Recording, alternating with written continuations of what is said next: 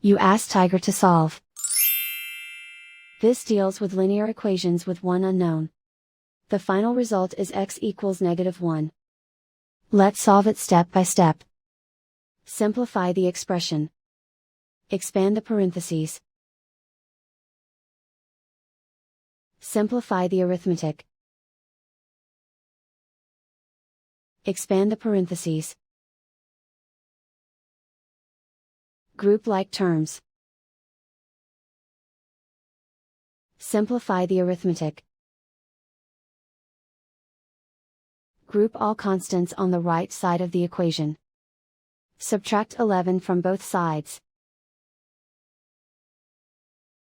Simplify the arithmetic.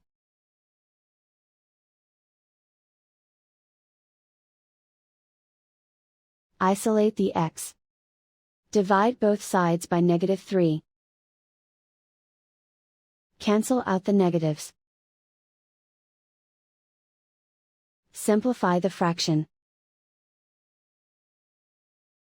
Move the negative sign from the denominator to the numerator. Simplify the fraction. And so the final result is x equals -1.